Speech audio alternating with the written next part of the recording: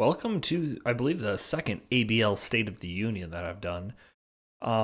This is going to be a super long video, but I just kind of want to talk about the future and where we're going because I think the timetable is really interesting, especially with a lot of the attitudes of the league members that I've spoken to, because I think people fall into three general camps. I would say the people that I have spoken to most seem to feel a little bit burnt out on Pokemon. We've done a lot, even changing things up with no terrestrialization and adding in Nat decks. Still, some people want to take a little bit of a breather. We've played a lot of Pokemon in the past few years, especially in this draft pool that has felt a little bit limiting, and I know Terra's kind of played a weird role in it. So I think some people are burned out, want to take a bit of a break, and I see that. The other problem I think we're running into in terms of like why we'd want to potentially push a season for a while is we're gonna be running into the holidays. People, a lot of people travel during the holidays, Thanksgiving, Christmas, New Year, or they're not available. Probably best if we just try to avoid doing stuff during that time in general. And then the final reason that we might want to talk about pushing another season is the upcoming game, Pokemon Legends ZA, comes out in less than 2 months.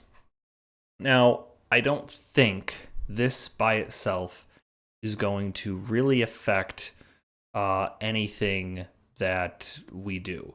If it's anything like the last Legends ZA game, it's not going to have like cross compatibility with the regular metagame. I think there probably will be some changes, like between move pool changes and maybe some new Pokemon and maybe some other mechanics changes. I do think it could impact stuff down the line, but probably not until it gets integrated into the regular meta.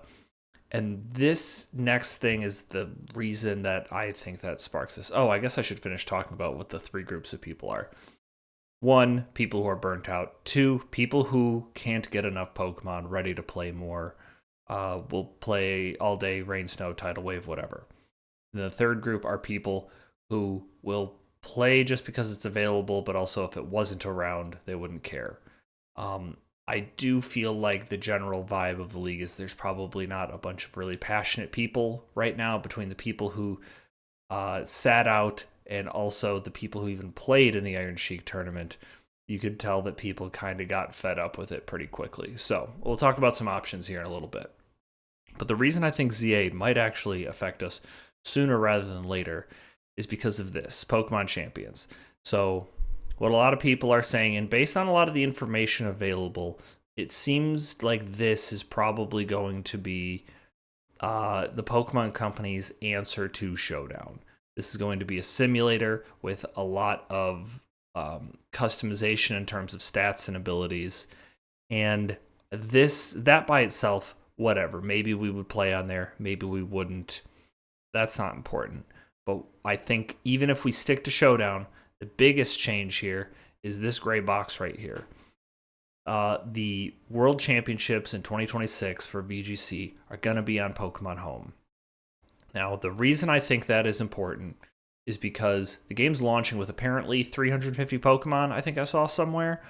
And I think that this will probably integrate changes from Legends ZA into what is available to play and like interact with on cartridge sooner. So that'll probably mean it gets onto Showdown sooner. So I really do think that ZA probably will impact us and interact with the existing metagame starting in January 2026, which honestly is probably where I was picturing starting a new season. So now we need to talk about options. Because Pokemon Champions, I think, so like there's gonna be gotta like use victory points or something to recruit Pokemon. This might be some lame stuff. Apparently, also once you recruit a Pokemon, you can use it forever. It doesn't sound like it's gonna be. There will be some microtransactions, but it doesn't sound like it's gonna be too microtransaction driven. So it's gonna change a lot of our potential options going forward. So we kind of have to see what's going on with this before we plan too much. So, options, what I'm thinking is I don't think there's a good reason to start a season 24 Nat Dex driven draft this year. By the time we get the tiering together and start, we're going to be running into holidays in late season games. I want to avoid that. So I would much rather wait until January to start. But of course, that is also going to run into Pokemon Champions, which also might impact us. But maybe at that point, we could just do a Nat Dex season and let Champions kind of play out, because I'm sure there's going to be expansions of available Pokemon. But then the problem is, are we going to do Nat Dex? And then what if we go back to a more restrictive meta? We don't really know what's going to be available with Champions. So that's one concern.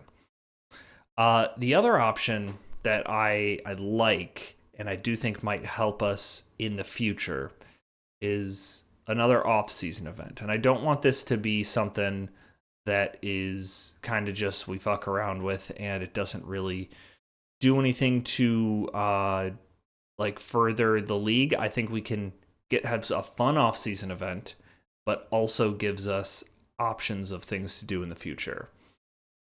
And that's going to involve Nat Dex, and it's going to involve re-tiering some stuff.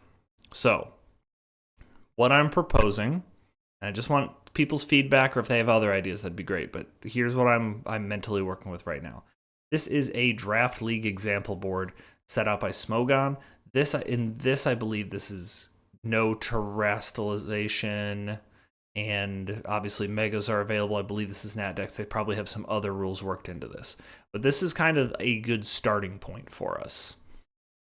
What I'm proposing is we go through this, maybe pick and choose a couple of things we want to change. And then I'm going to give credit to Logan and Kyle for this idea.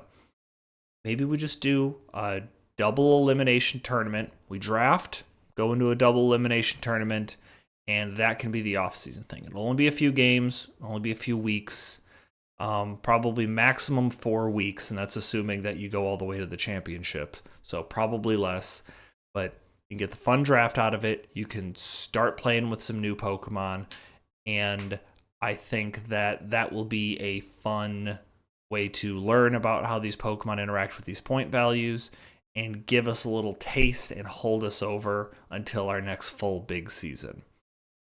That's where I'm at. I know that some of you probably wanted to hear an announcement for the next draft, but I don't think that's feasible right now. I really would like to talk about this. Thank you, Papcoon, for getting this. Much appreciated. It's going to save us a ton of headaches. And I think that's probably it. If you have ideas of stuff you'd like to do as a stopgap, or if you feel like, yeah, we'll just do Nat Dex and then we'll do whatever Pokemon Champions has, because I do think, or you know, maybe we won't. Maybe we'll just continue Nat Dex. But either way, I'm still looking at January for a full season. But maybe we can do an off-season thing in between. Please let me know your ideas. I want to know what you guys think. Yeah, I think that's probably all for right now. I want to thank everyone for, being a part of this.